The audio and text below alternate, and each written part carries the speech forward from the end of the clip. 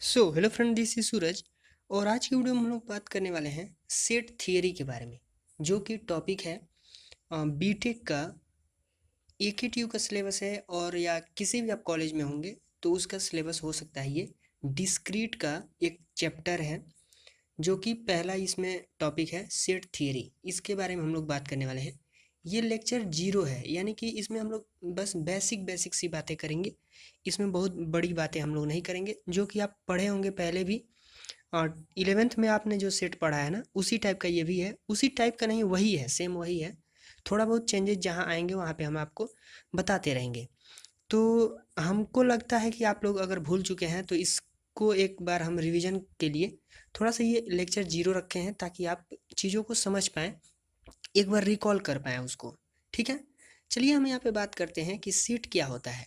और हम आगे बढ़ने से पहले दोस्त हम बता दें कि हमारे चैनल पे अब डिस्क्रीट के सारे लेक्चर्स आने वाले हैं।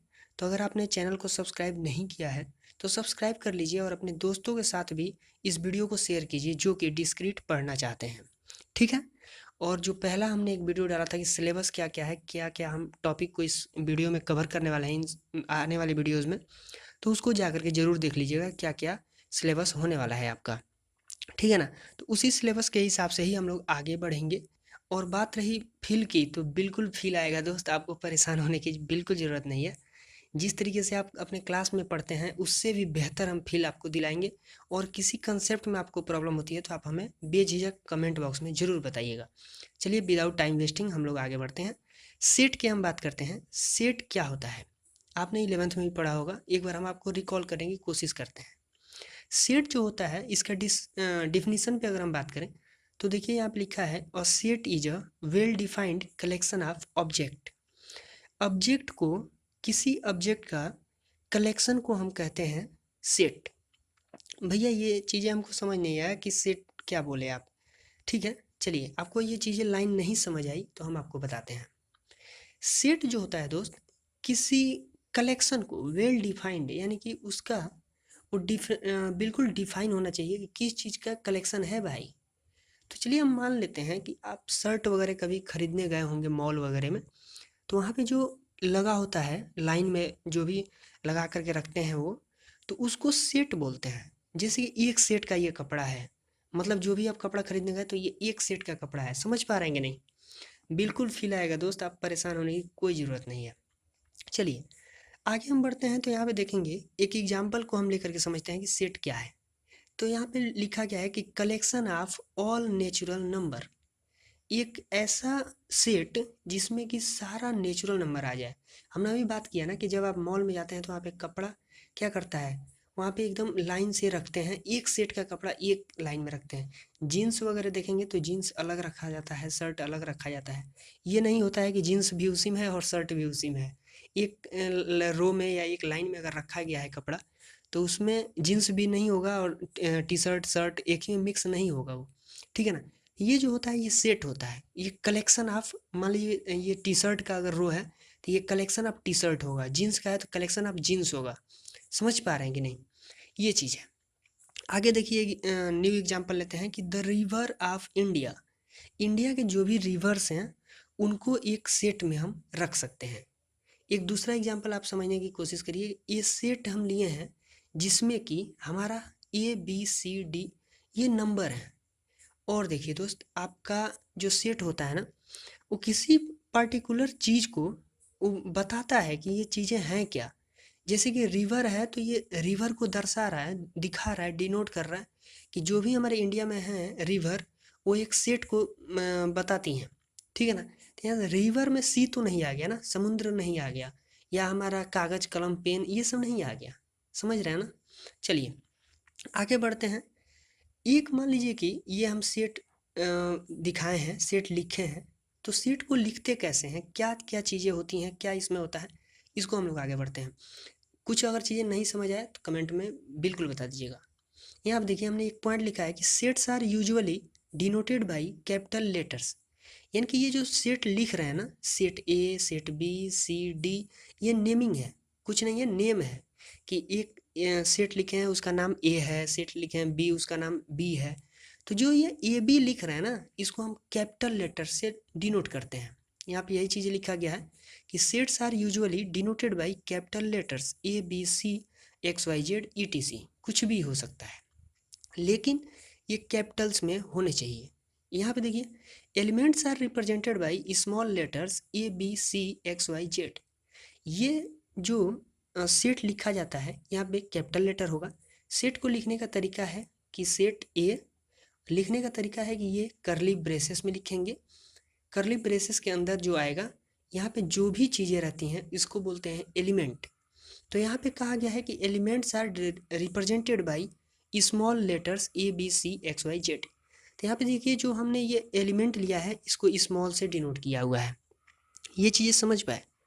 एलिमेंट्स और ऑब्जेक्ट, एलिमेंट्स को ही ऑब्जेक्ट बोलते हैं, ठीक है, तो इसमें परेशान होने की ज़रूरत नहीं है। एलिमेंट्स या ऑब्जेक्ट कह लीजिए, दोनों एक ही चीज़ है। आगे आपको इस लेक्चर में थोड़ा सा कुछ चीज़ें आपको याद रखने की ज़रूरत है, जैसे कि सम इम्पोर्टेंट सिंबल्स। कुछ सिंबल्स हैं जिनको आपको आगे आने वाले वीडियोस में, आने वाले लेक्चर्स में आपको यूज करने होंगे। चलिए उसको हम लोग देखते हैं। एन अगर कहीं पे यूज होगा तो उसका मतलब है कि set of all natural number, यानी कि एन कहीं यूज हुआ है तो इसका मतलब है कि वो नेचुरल नंबर को रिप्रेजेंट कर रहा है।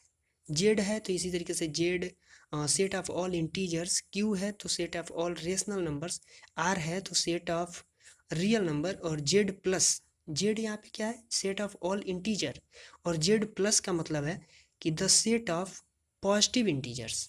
समझ पाए कि नहीं। अगर क्यू कहीं पे है तो set of positive rational number.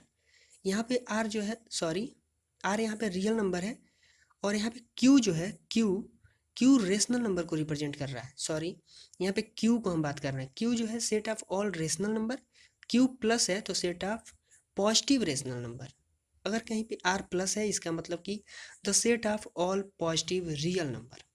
ये चीज़ समझ पाए।